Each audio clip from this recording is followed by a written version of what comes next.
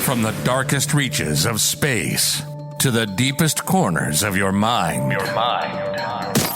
Welcome to From the Void.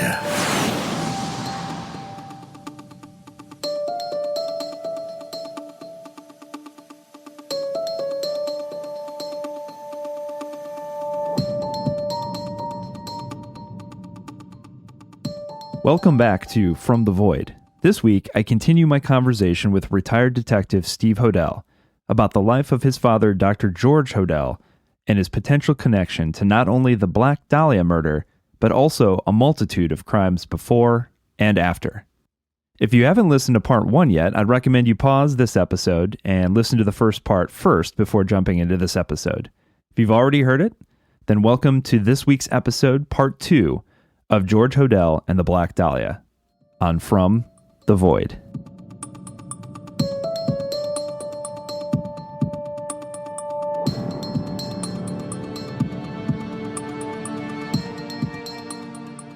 No, that's all incredible information. I mean, they basically have a confession from the guy. I mean, he's one word shy basically of saying I did it, So even to this day, you think that maybe perhaps part of the reason is that if he goes down, he takes everyone with him, even 50 years later?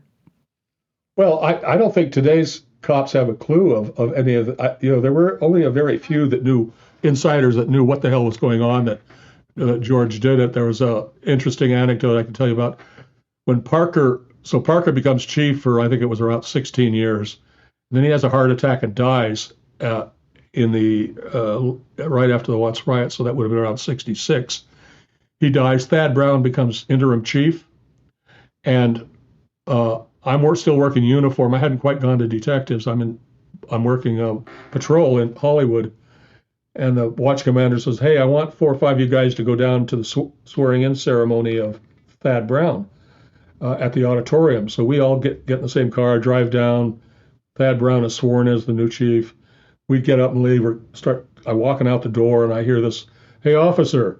I turn around, and it's Chief Thad Brown with his photographer, and he says, "How would you like your picture taken with a chief?" What's not to like? How cool is that? We step outside, stand next to him, and smile. We're both smiling. Picture's taken. I forget about it. 6 weeks later, interdepartment mail, they send me a photo. I throw it in a box and forget about it for 50 years. Well, what I come to realize is Thad Brown absolutely knew that my dad was the Black Dahlia killer, and I think he just couldn't resist the photo op. Here's the son in uniform, and I think, and of course I never had a clue of anything. So, I mean, that was kind of an interesting tell on his part, and then of course all of the other murders, LAPD was actively involved investigating as 5 or 6 of them. They didn't have the term serial killer back then. They called them chain murders. They called them chain murders back then. And they had, there are the three biggest myths about the Dahlia is one, that it was a standalone murder, none before, none after. They were actively back then investigating 4 or 5 that they felt were connected. So that's the first myth. The second myth was that it was what was the second myth? That it was had never been solved. Well, it had been solved. It had been solved, but covered up. And then the third myth is about the missing week. They go into details about supposedly there was a whole missing week from the time she went into the Biltmore and was dropped off back then, and then they found her body a week later.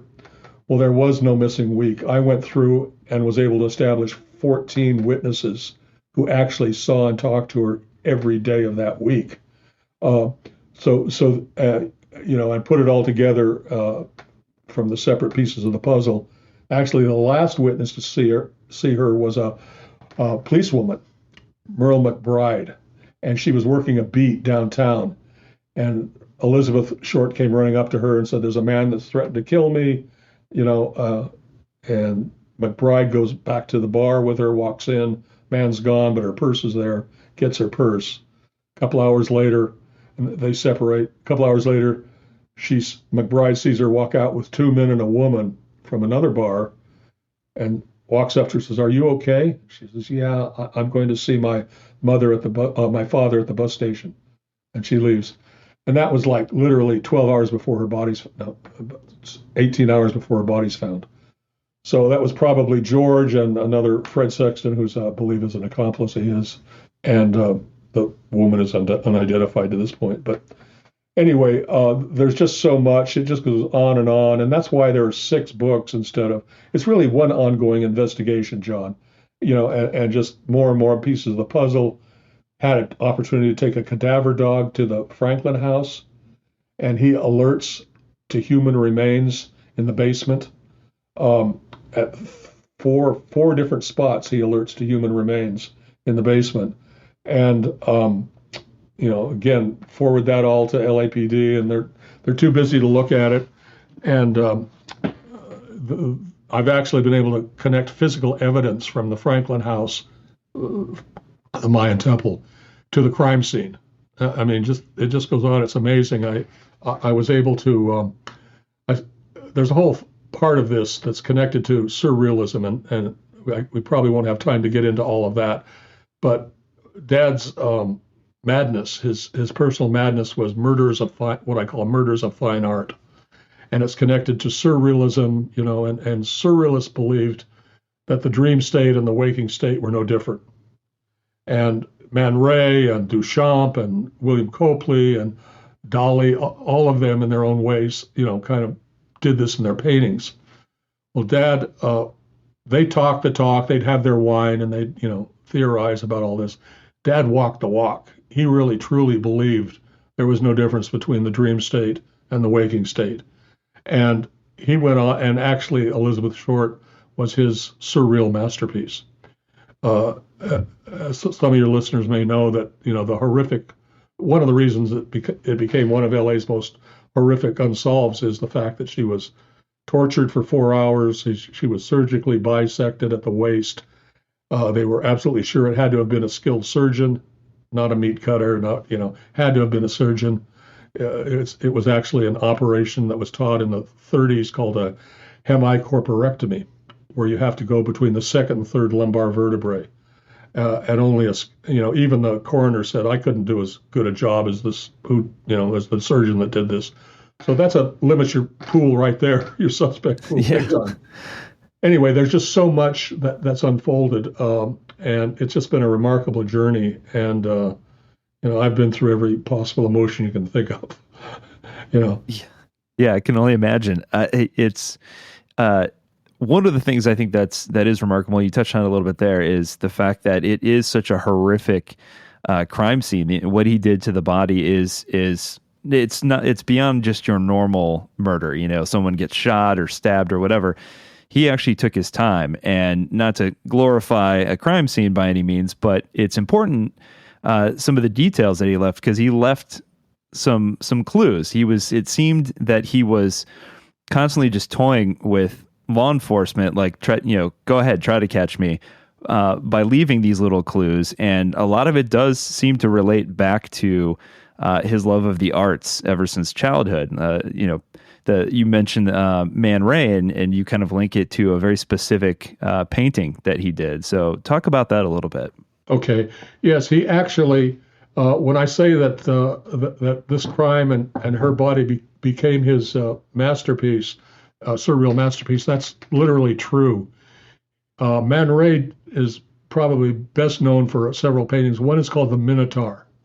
And the Minotaur is a photograph of a woman bisected at the waist, with her arms up in a certain position, like a surrender position. And she was carefully posed at the crime scene by Dad, posed in this position to imitate the Minotaur. Her mouth was surgically cut from almost ear to ear, in what you consider like a large smile, which is another. Man Ray did a painting called The Lovers, Les Amoureux, and it's a pair of lips floating above the horizon from side to side, almost across the painting. And so again, that's the second clue. But then he went further, and he cut a strange diagonal crisscross pattern on her hip. And this was in imitation of an earlier painting that Man Ray had done in 1943 called Les Equivoques. And this crisscross pattern of lines, Dad completely, he did it on her thigh in imitation of the painting of the face. Unbelievably, there's a high probability that the person that posed for that was Elizabeth Short. Because when you look at the hairstyle and everything about it, it's a perfect picture of her, because we don't have the face only because he has this pattern across it. Well, Dad took that pattern from the face and put it on her hip. So there's 3 right there. And incredibly, these surrealists were in the know. I mean, after the fact, I don't believe they were actually involved in the crime itself. But after the fact, they paid an homage to George in several of their paintings.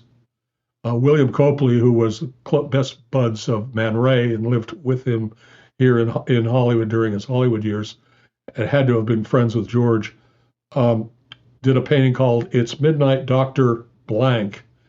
And it's a woman lying prone with her hands above her head in the Minotaur position. And it's a surgeon's tools there, and a man, an unidentified man. And the inference is obviously that he's about to bisect her in half. And this he did again, and Duchamp did the Attente Donnée, which is a famous sculpture of a woman posed in a vacant lot, obviously murdered. Again, an homage to George, and it goes on and on like this. The other factor was, she was in the coroner's autopsy. It revealed that she was forced to eat feces, tortured and forced. I mean, you can imagine. Well, I was able to actually link, and of course they knew that the murder didn't occur there. It occurred at a home at some enclosed place, and there was no blood. So they knew the body had been transported from somewhere to that location. And incredibly, I was able to get the Man Ray folders and documents at UCLA in their special collections. And I discovered, once I got into the, did I say Man Ray? I meant Frank Lloyd Wright. Frank Lloyd Wright Jr. was built this Mayan temple. So he was actually the architect. And I went to his files, and in the Lloyd Wright files is a file George Hodel. And within that file, there were receipts for bags of manure and concrete where he was doing repairs at the house. And these bags were actually, both the manure bags and the concrete bags were used to transport her body halves from the house to the crime scene. And the date on the receipt was actually 3 days before the murder. So wow. I'm actually tying, no, we don't have serial numbers, but I'm actually tying, and I'm sure that the fertilizer, the manure, was what she was force-fed that, because that was found in her stomach with they mentioned a green substance, which was this fertilite, which the manure had. Anyway, again, that's physical evidence tying it directly from the Franklin house to the crime scene. And it just it never stops. That's why there's 6 books. That is, it's funny because the amount of, sure, at first, it's a lot of circumstantial evidence, but it's like a mountain of circumstantial evidence at this point. It's overwhelming almost. Yes. And interestingly, I was able to find out that all 4 of the top cops, actually there were 6, but 4 of them separately. Now I'll read you what they had to say about this. And these are all separate times, separate places. Quoting Parker, Chief Parker, we identified the Black Dahlia suspect. He was a doctor. Okay. Thad Brown, the Black Dahlia case was solved. He was a doctor who lived on Franklin Avenue in Hollywood. Now, maybe it's another doctor on Franklin. I don't think so. Lieutenant Lieutenant Jemison of the DA's office. We know who the Black Dahlia killer was. He was a doctor, but we didn't have enough to put him away. Yeah, they did. But and then finally, we've got the undersheriff, LA County undersheriff, who says the Black Dahlia case was solved. It'll never come out. The suspect was a doctor they all knew in Hollywood, involved in abortions. So, all of these separate times, separate places, private communications to individuals. And so, there really is no doubt at all that, it's way beyond reasonable cause. Yeah, it's unreal. And you mentioned earlier, and I do want to touch on this a little bit. You mentioned the fact that there were, in fact, other murders that fit the same MO, which, again, as we talked about before, very unique compared to most murders. I mean, he's literally bisecting the body in half, which you don't see. So there are these other murders that you link to him as well that remain unsolved. So talk about those, because obviously, we know way more about serial killers now than we ever used to. The psychology behind serial killers, and there's always kind of a first kill and then a ramping up period. So it seems that this was probably not his first rodeo. You got that right. So basically, I can't really speak about the early murders, but I will say this, that I've just completed my investigations into what I call the early years. And basically, I'm going to be presenting that probably within the next six to 9 months. Hopefully, it'll be published. And I can say this, that he started as a teenager, and never stopped. So these will cover the early years, the 20s and the 30s. Then of course, we've already been presented these, the 40s and the 50s and the 60s.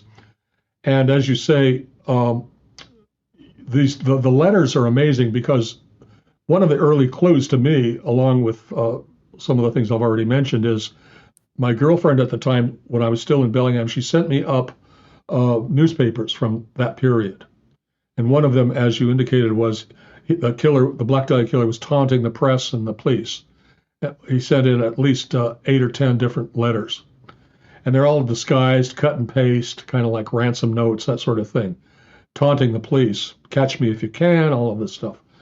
But one was undisguised, and it was on the front page of the newspaper. And I looked at it, and it says, "Turning myself in on January 29th, had my fun at the police, signed Black Dahlia Avenger." And I looked at it, and it's my father's handwriting. Oh, gosh. He's got a very unusual block printing. And I'm still saying to myself, no way. What is he, pretending to be the killer?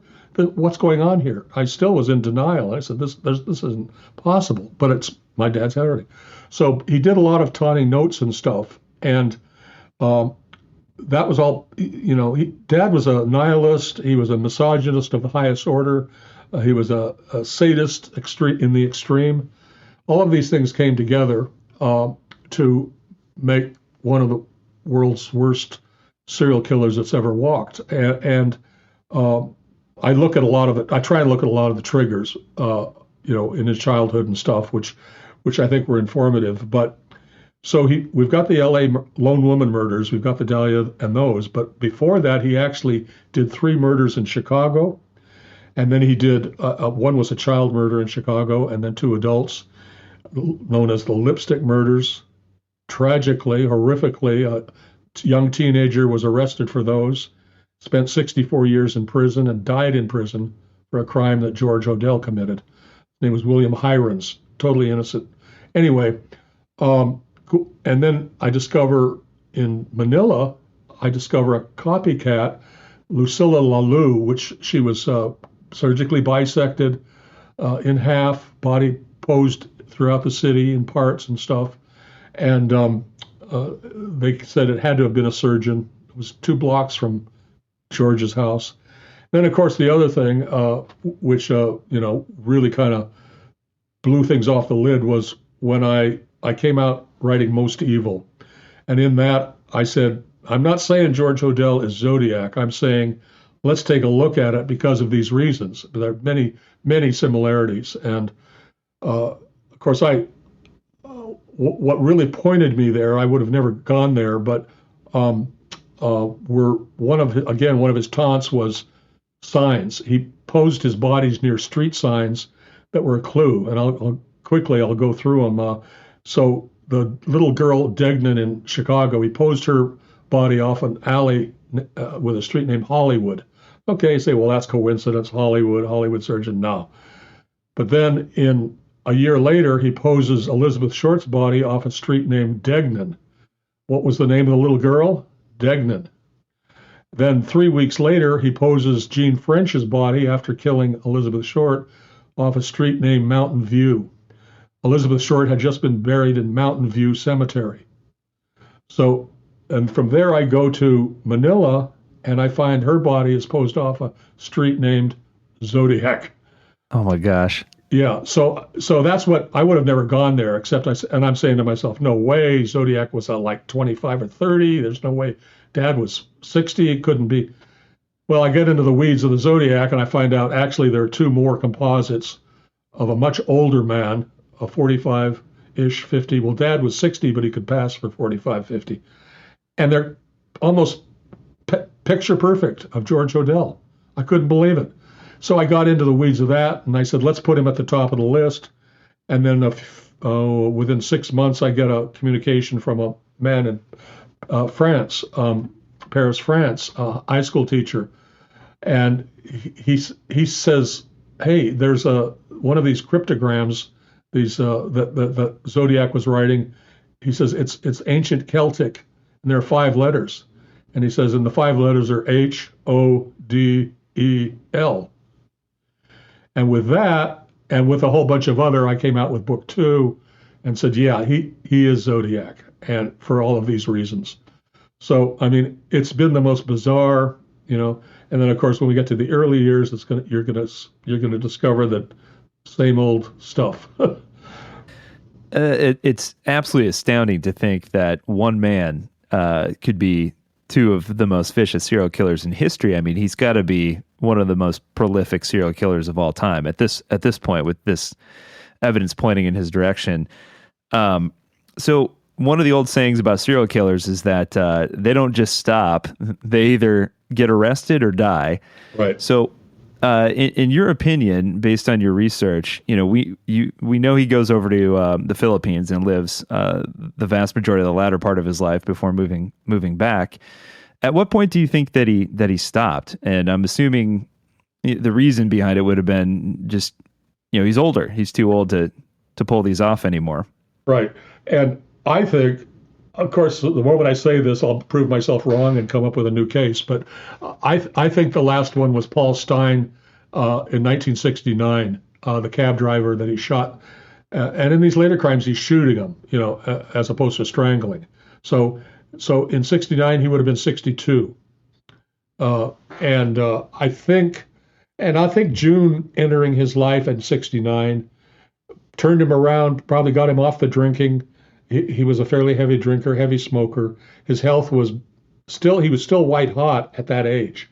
But within a decade, he would fail fast. He lived to 91. So, but basically, I think that was his last one at 69. I think she got him off booze, she got him off smoking, she got him into a healthier lifestyle, and throughout a lot of these letters that he's writing, we hear this voice that says, there's this monster within me, I can't control myself, very much like a Dr. Jekyll and Mr. Hyde, which I thought was an interesting fictional account. But now I have to relook at that and think, because he makes a lot of pleads, I can't control this thing, help me, stop me, catch me. And I have to believe that, that the doc, I mean, I love the Dr. Jekyll, part of him. To this day, I love the Dr. Jekyll. The Mr. Hyde, the monster within, is a whole different story. And he was the stronger, and Dad just couldn't control him. And not that that's any excuse, but I see it as, like I said, I've been through so many emotions, anger, hatred. I mean, when you look at the victim count, and the relatives that affected and stuff, there was a part of me that really hated him, hated the monster, the Mr. Hyde. But I can't help it. I mean, his blood is flowing through me. He created me, So right now I'm at just a terrible sadness, It's just he could have cured cancer. He could have done so much for humanity. But and I do look at some of the triggers. I think I try to look at a bunch of them, and I think a lot of things. The rejection from his. I suspect he was a victim of incest, either his mother or some other family member. Uh, he was rejected constantly because he was so advanced. Caltech, the woman. I'm not going to have anything to do with this 14-year-old. And so throughout his life, and a whole bunch of things came together. I'm sure there was congenital insanity too. A whole bunch of things. Yeah, I mean that is an interesting aspect of any snare that's kind of similar to this. Clearly, the victims and their families are affected by this. But what we don't hear about enough, I think, is the family members of the person who's actually committing the crimes, because those are victims as well, in a completely different way. So talk a little bit about, because obviously, you and your brothers were quite young, when you lived with him, when he was committing some of these crimes, but your mother was also there as well. Talk just about the toll that kind of took on your family, because it sounds like there was at least some indication that they knew, at least your mother knew. Yeah, oh yeah, no question about it. And sadly, that's confirmed in my unpublished. Will be confirmed that she definitely knew about many of the crimes, at least some of the crimes. Well, frankly, when I look back at my childhood, speaking for myself, it was it was a magic time. Here the three little boys, the three little princes running around in this magic castle, right out of, it was just an amazing flying carpets and turbaned, it was very cool. And the parties, a lot of laughing, a lot of drinking and stuff. And we'd hang out and look from the roof and stuff and watch everybody having a good time. It wasn't like there was group sex in the middle of the courtyard or anything. It was more private than that. If it was going on, we weren't aware. At least I wasn't. And Dad was severe. He certainly wasn't warm fuzzy, but he, and if we did, and he was. I can't say he was abusive. I mean, if I did something wrong, he would take me to the cellar and spank me with a strap. But that's kind of old school. It's like. It wasn't, I never considered it abusive. And he had this power and this presence. It was almost like if you walked into the room, you were in the presence of the Pope or something. He had this ability to command and control everything. And so, all of my memories from that time period. So that was, basically from 0 to 9 years old. And I have no negative, I never saw anything evil. Now, Tamar would later say, well, he was, and it's true, I've probably blocked out a lot of that. I mean, there's a lot of kind of empty space in there that shouldn't be there for my age. I should remember things from 7 and 8, 9. And I don't have a lot of memory there, very little. So Tamar said he was very abusive to Mom, pulling her around by the hair, hitting her and stuff, which I'm certainly was true.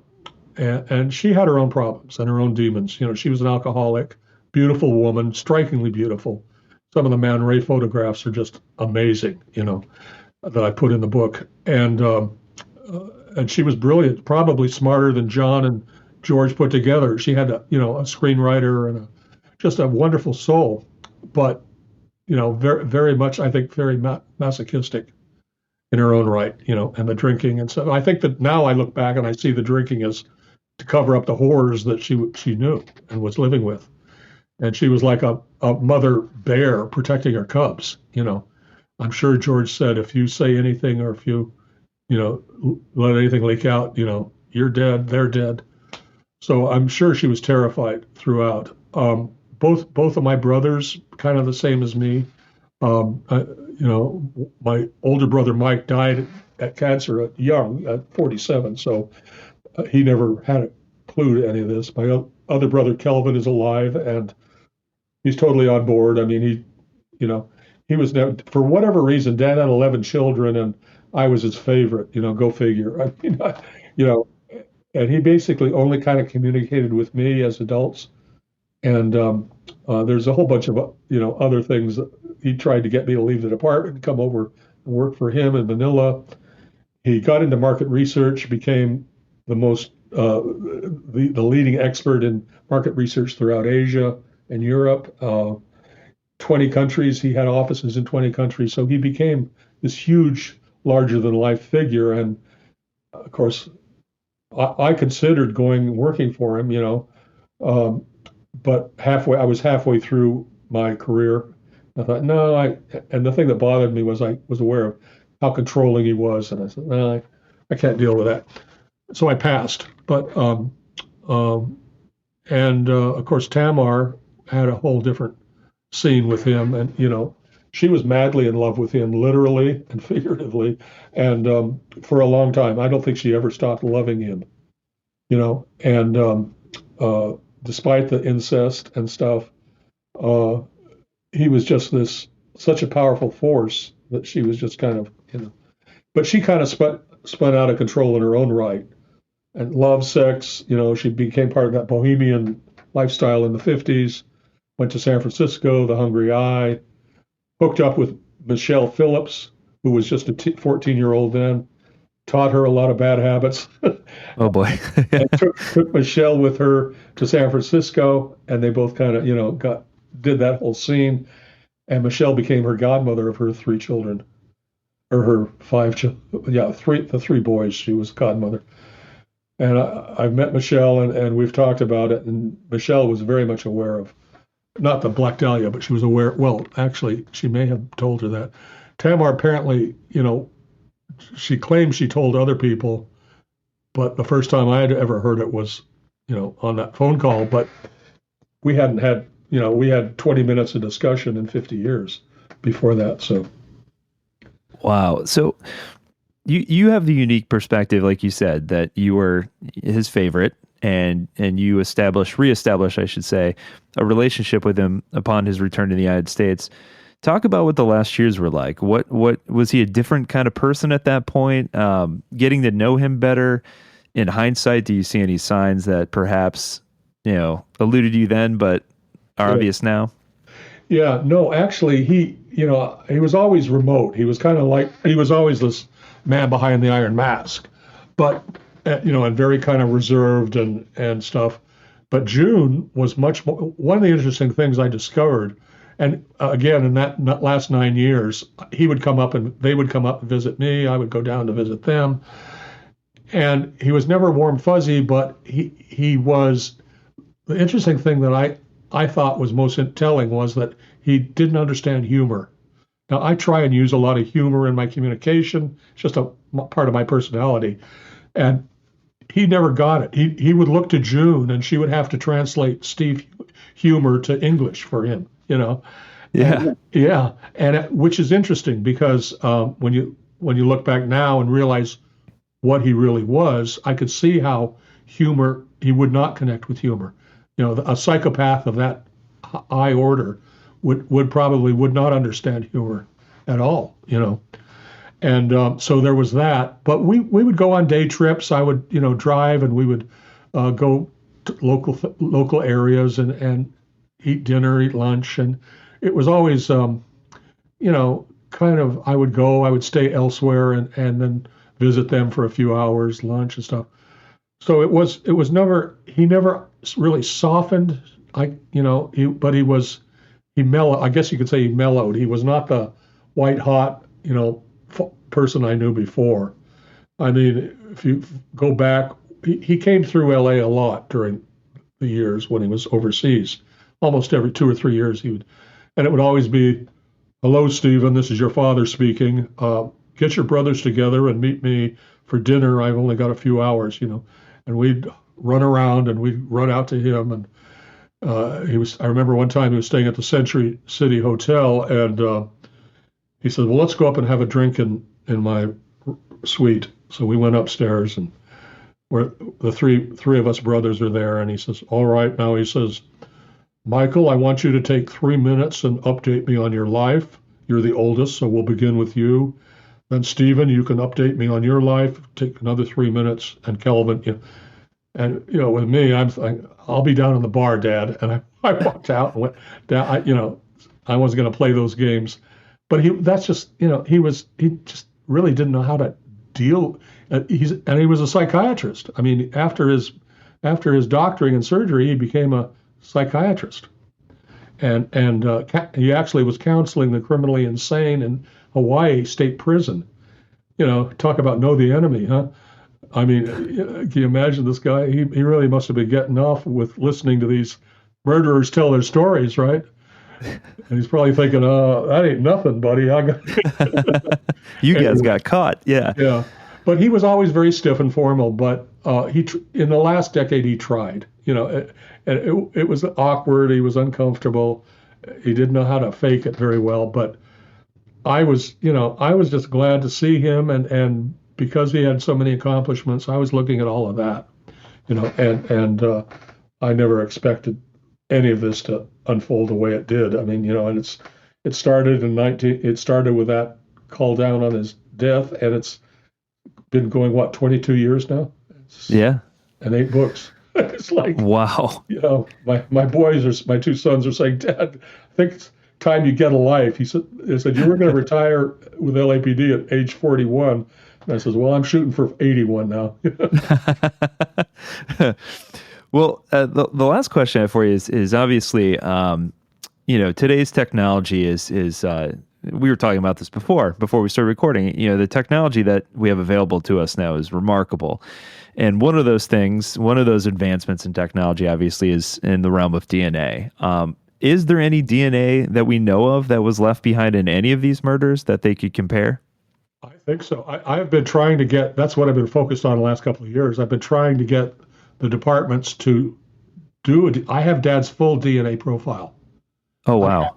It's not like they got to do anything. All they got to do is say, does it compare or not? It's a match or it isn't. The problem is you've got 5, let's just take Zodiac. You've got 5 different law enforcement. You got Riverside, San Francisco, Vallejo, Napa, and someone else, Salado County, I guess.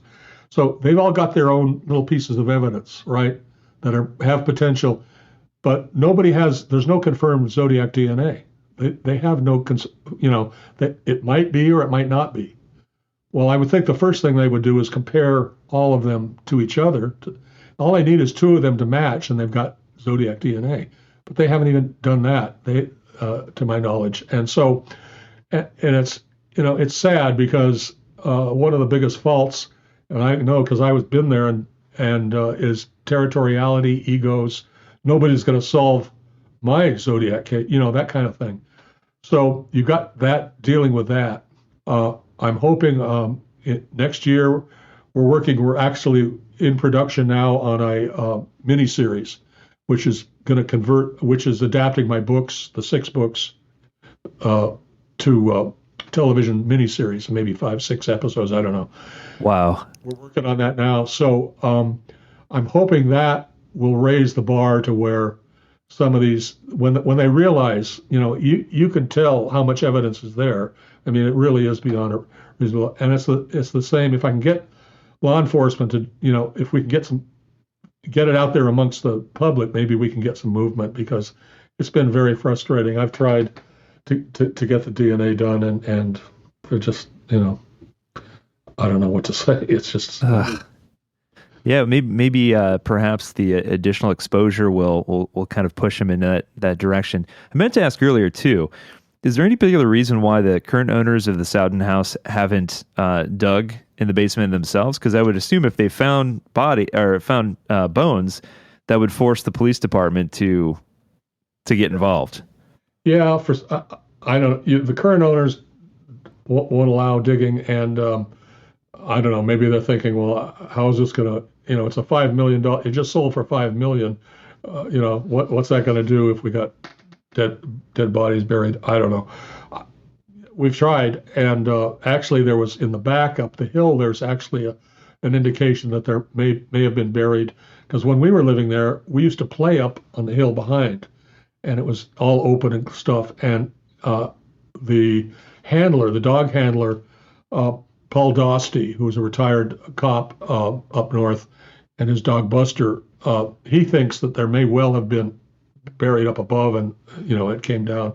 So also, but they refused us to even do a walkthrough up there. So Wow. I don't know.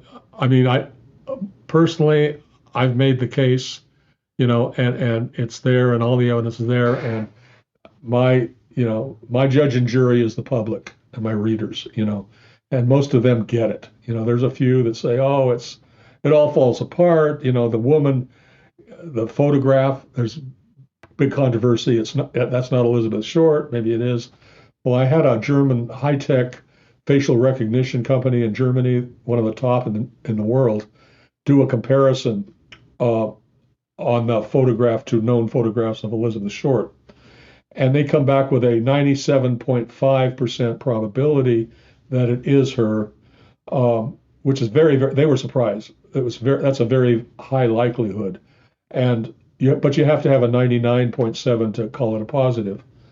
So, but there's that, but also it doesn't really matter. I mean, as far as I'm concerned, that started me down the path, one of the things that started me.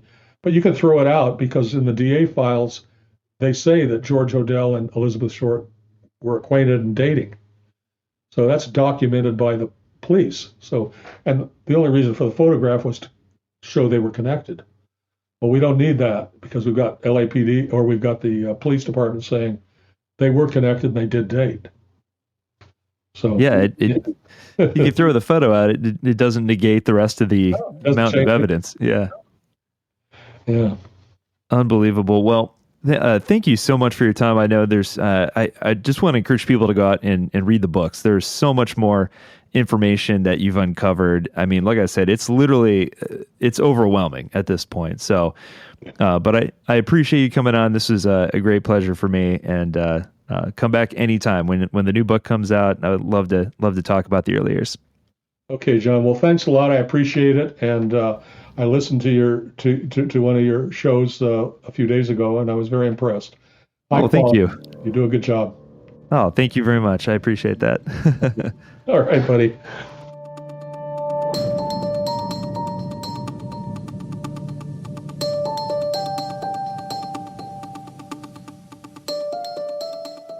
Based on the copious amount of evidence linking George Hodel to the Black Dahlia murder, it seems almost inarguable that he's responsible for at least that murder. But is the brutal killer behind other unsolved murders like the lipstick killings, the Jigsaw murder, or even the Zodiac killings decades later the very same man? At the very least, he deserves to be examined, and examined closely. And whatever evidence may remain from those cases should be examined for any connection to Dr. Hodel, or if it's not him, someone else, so that maybe we can finally get some sort of closure for the victims whose cases have long since gone cold. Thanks for listening to this week's episode. If you enjoyed the podcast, please consider telling a friend and leaving a 5-star review on iTunes. I'll be back next week with a brand new mystery, and until then, thanks for listening to From the Void.